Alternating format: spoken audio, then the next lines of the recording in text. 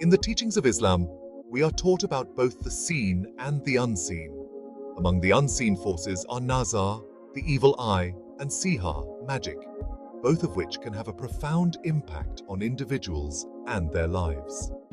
Nazar, often unintentional, stems from envy and admiration, carrying negative energy that can harm the recipient. Sihir, on the other hand, is a deliberate act of invoking supernatural forces with the intent to cause harm. Both Nazar and Sihir are realities acknowledged in the Quran and Sunnah, and understanding their nature is crucial for seeking protection against them. Nazar, the evil eye, is a phenomenon recognized across cultures and faiths. It is a look or a glance that carries negative energy stemming from envy or excessive admiration. This negative energy can have tangible effects on the recipient, leading to various misfortunes, illnesses, or setbacks. While anyone can cast the evil eye, often unknowingly, it is crucial to remember that our true protection comes from Allah alone. Recognizing the potential harm of Nazar allows us to adopt practices that shield us from its influence. Islam offers practical guidance on seeking refuge from Nazar. One of the most emphasized practices is reciting specific verses and supplications from the Quran and Sunnah. Among these are Surah Al-Falaq and Surah An-Nas, known for their protective qualities. Reciting these surahs, along with seeking refuge in Allah's words, creates a spiritual barrier against the harmful effects of the evil eye. It is a reminder that our ultimate shield is our connection with the divine. Beyond specific verses, cultivating a lifestyle rooted in the remembrance of Allah, dhikr, strengthens our spiritual immunity against Nazar. Regularly engaging in dhikr, such as reciting Subhanallah, Alhamdulillah, and Allahu Akbar, elevates our spiritual state and establishes a protective shield around us. Furthermore, making sincere supplications, dua to Allah, seeking His protection and well-being, is another powerful way to ward off the negative effects of the evil eye. Section 5. The Dark Arts, Sihir and its pernicious influence. While Nazar can be unintentional, Sihir is a deliberate act of invoking jinn, or supernatural beings, to inflict harm upon others. It is a grave sin in Islam, condemned as a form of shirk, which means associating partners with Allah. Sihir can manifest in various ways, from causing physical ailments and psychological distress to creating disharmony in relationships and disrupting lives.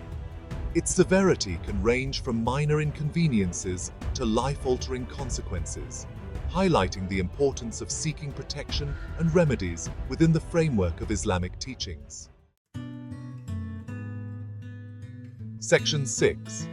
Combating Sihir remedies and safeguards in Islam. Islam, being a holistic way of life, provides remedies and safeguards against Sihir. One of the primary ways to combat Sihir is through ruqyah, which involves reciting specific verses from the Quran and supplications seeking Allah's healing and protection. Ruqyah is not magic or sorcery, but rather a means of seeking Allah's intervention through His words. Along with ruqyah, strengthening one's faith and spiritual connection with Allah is paramount. This includes upholding the 5 pillars of Islam, engaging in regular dhikr, and seeking refuge in Allah from all evil. Section 7. Ruqyah, healing through divine verses. Ruqyah plays a significant role in addressing Sihir. It involves reciting specific verses from the Quran, particularly those known for their protective and healing qualities, over the person affected by Sihir. The verses commonly used in Ruqyah include Surah Al-Fatiha, Ayat Al-Kursi, which is verse 255, and the last 3 surahs of the Quran, Al-Ikhlas, Al-Falaq, and An-Nas. Ruqyah should be performed by individuals knowledgeable in Islamic teachings and with a deep understanding of the Quran and Sunnah. Section 8. The importance of community support. Dealing with the effects of Nazar or Sihar can be emotionally and spiritually taxing. Seeking support from righteous and knowledgeable members of the community is crucial during such times. Family and friends can provide emotional support, encouragement, and guidance. Additionally, seeking guidance from imams and scholars well-versed in Islamic teachings on spiritual healing can offer valuable insights and support in overcoming these challenges. Section 9. Strengthening faith as a shield. Ultimately, the most potent shield against Nazar, Sihar, and all forms of harm is a strong and unwavering faith in Allah.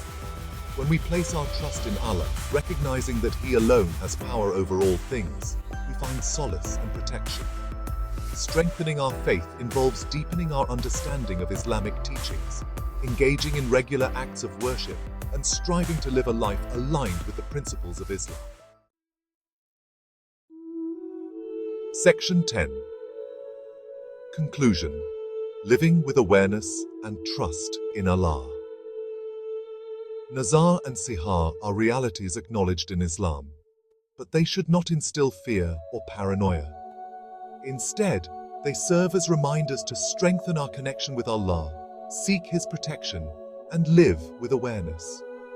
By adhering to Islamic teachings, engaging in spiritual practices like dhikr and ruqyah, and seeking support from our communities, we navigate life's challenges with resilience and unwavering trust in Allah's infinite wisdom and mercy.